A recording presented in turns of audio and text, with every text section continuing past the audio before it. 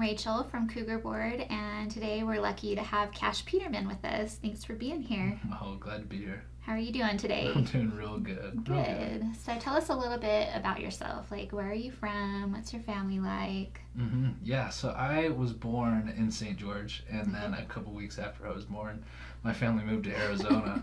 But that was tough. It was a bit different. Don't remember most of it, but it seems like we got stuck down there. Lived in Tucson, Arizona for 16 years. Wow. Grew up most of my life down there, and then halfway through high school, my dad got a new job up in Phoenix, and so we moved up there, started playing for a high school, Chandler High.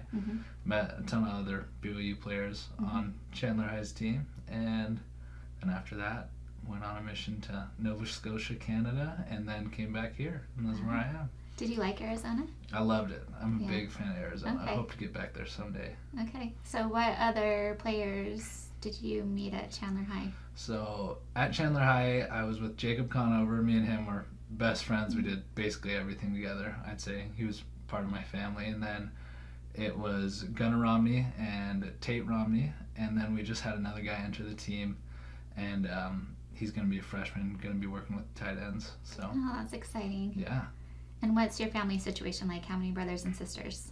So I'm the middle child. I'm the middle of 5. Okay. So I have one brother who's on mission right now and 3 sisters. One is the youngest. Her name's Scarlett. And then the oldest is Hannah, and the one just below that is Tatum. And do you guys get along pretty well? Yeah, we do. We're all pretty super close, super competitive, and hang out any chance we get. Do they play sports? They do. My sister played volleyball in college. Okay. She played for Colorado Mesa in Grand Junction. And my brother's hoping to kick when he gets back from his mission. Oh, that's exciting. Did you teach him some I skills? did. Okay. I was a little coach. I hear you're pretty good at ping pong. I am You pretty want to good at ping pong. tell me about that? Always growing up, I had this one friend that I could never beat at ping pong. His name was Ethan Rolney, and they'd have tournaments, they'd have little things all the time, and I'd always be the worst of the group. And so, oddly enough, on my mission, there was a ping pong academy that was needing service. So we, on our service time, would go help this ping pong academy with whatever they needed. Either that's cleaning or that's helping. And we got around to playing and listening to some good people playing. Oh. So when I got back, I was really good. And when they wheeled in the ping pong table, I ended up being the best. On the team? Wow. Yeah. So did you have a ping pong table growing up and Yeah, you we practiced, did. but then you weren't very good? I wasn't good. No. And then you went on your mission and you got some tips from the pros. Exactly. And then you beat the whole team. Exactly. That's pretty impressive. So who was your biggest rival on the team? Biggest rival was Gunnar Romney. Oh, okay. He was also really good, and I grew up playing with him Yeah. too, so it was really fun. He knew your style. Exactly. Oh, fun. So, when did you decide to be a kicker? When did you decide that you liked football and wanted to pursue kicking? That was a rough choice for me. I'd say growing up, I played all different kinds of sports. I started with soccer, played that all the way through high school. Then I played baseball probably a little before my freshman year of high school. Played that all the way through high school and did football the same. But I think I ended up liking kicking because it was just super simple, and I ended up being kind of forced to choose it because I was a quarterback and a cornerback, and I broke my arm, and it would have been done for the season, but I didn't want to stop playing because we did all the preseason stuff, and that would have been a waste of time. Right.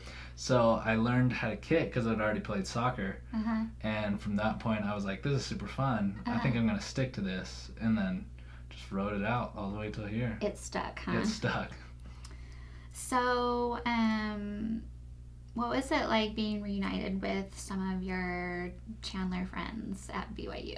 I think it was super, super fun. Definitely not the way I imagined it. Because we'd all get together before we all went on missions, before we came up here, and we were talking about like living together, talking about doing all sorts of things together. And then as soon as we get back from the mission, Gunner's married, so that plan went out the window. Me and Conover ended up rooming together, so we still got to live a lot of our dreams out, and it was still super fun.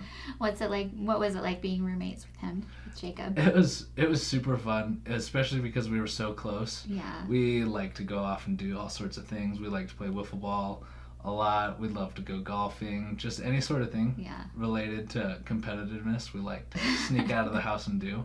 And so it was a lot easier when we were just a hallway away. Yeah. So what was it like on your mission when you weren't able to practice very much? Mm-hmm. That was rough, especially because it was so cold. And the chances I did, I still remember one P day. I had to throw salt down on the turf at like 2 a.m. and then shovel it off so I could go out and kick that day.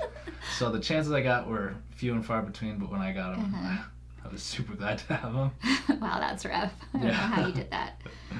So did you feel pretty rusty when you came back from your mission? Yeah, it's always a little, I'd say it takes a few months to get back into the swing of things, especially because there's so many things you got to take account of. I'd say kicking is really close to golf. Like, you could have one thing out of place and the whole thing could fall apart. So it's making sure everything's in the right place. Yeah, absolutely. Well, thank you for joining us for part 1. Of course.